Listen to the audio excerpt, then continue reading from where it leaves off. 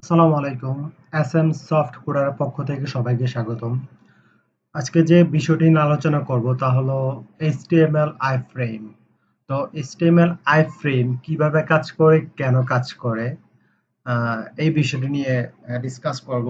তো iframe হচ্ছে একটা ওয়েব পেজের মধ্যে অন্য একটি ওয়েব পেজ ওপেন করা যায়, বা একটা ওয়েবসাইটের মধ্যে অন্য একটা ওয়েব পেজ বা ওয়েবসাইট অ্যাক্সেস করা যায়, বা ভিডিও অ্যাক্সেস করা যায়।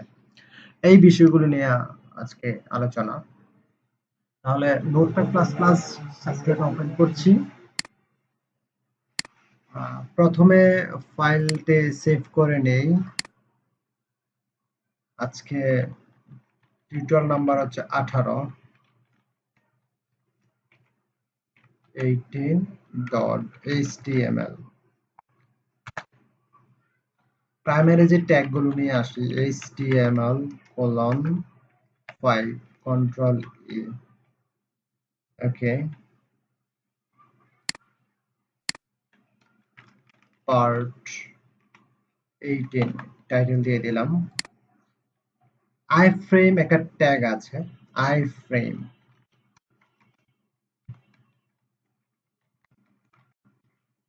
ওপেনিং ট্যাগ, এটা হচ্ছে closing tag. Okay, src src that means source equal double quotation এর মধ্যে যে কোনো একটা ওয়েবসাইটের নাম দিয়ে দিলে ওই ওয়েবসাইটটা এই আইফ্রেমের মধ্যে অ্যাক্সেস করা যাবে। সাপোজ আমি প্রথম আলো ওয়েবসাইটটা এখানে অ্যাক্সেস করব। তো ওয়েবসাইট প্রথম আলো, শুধু প্রথম আলো .com লিখে দিলে হবে না, বা www.prothomalo.com এভাবে লিখলে হবে না। লিখতে হবে https। https এর মিনিং হচ্ছে hyper text transfer protocol secure, তারপর কোলন স্ল্যাশ, তারপর হচ্ছে www.prothomalo.com। ওকে, কন্ট্রোল এস দিয়ে সেভ করে নিলাম। তারপর এটা হচ্ছে 18 নম্বর। এ হচ্ছে প্রথম আলো ওয়েবসাইট, এখান থেকে অ্যাক্সেস করতে পারতেছি। এটার উইথ হাইট দেওয়া যাবে, জাস্ট এখানে ইচ্ছে মতো আপনার উইথ হাইট দিতে পারবেন। দিলাম 500 px, দিলেও হবে, না দিলেও সমস্যা নেই। তারপরে দিলাম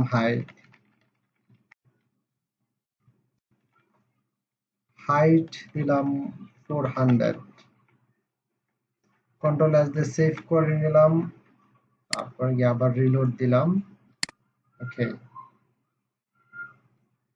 এই প্রথম আলোর ওয়েবসাইটটা এখান থেকে অ্যাক্সেস করা যাচ্ছে এই আইফ্রেমের ভিতর থেকে। এই যে এই আইফ্রেম, এটার একটা বর্ডার, যে একটা বর্ডার আছে, চাইলে অন্য কালার একটা বর্ডার দেই।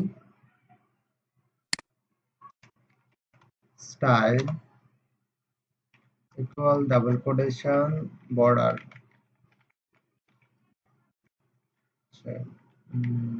3px solid red.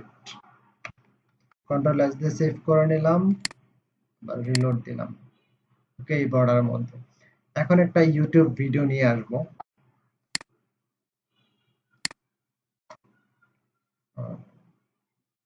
যে কোনো একটা ব্রাউজারে গিয়ে ইউটিউবে যাবেন।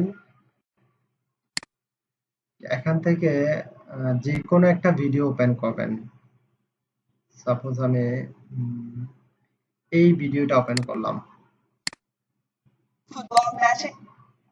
তারপর শেয়ারে যাবেন, এই এমবেডে ক্লিক করবেন।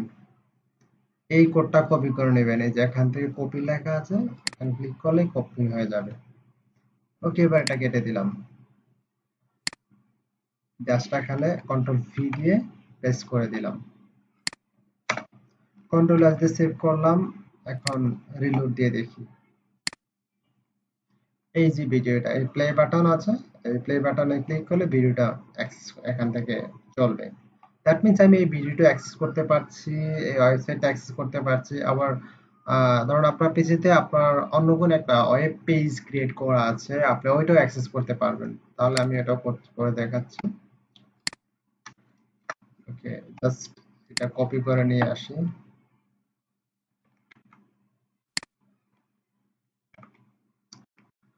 কপি হচ্ছে সিলেক্ট করে কন্ট্রোল সি, তারপরে পেস্ট করবেন কন্ট্রোল ভি দিয়ে। জাস্ট এখানে ধরুন আমার ক্রিয়েট করা আছে, এখানে অনেকগুলো ওয়েব পেজ ক্রিয়েট করা আছে। ধরুন আমি এখান থেকে যে কোনো একটা নিলাম, 13 নাম্বার নিলাম,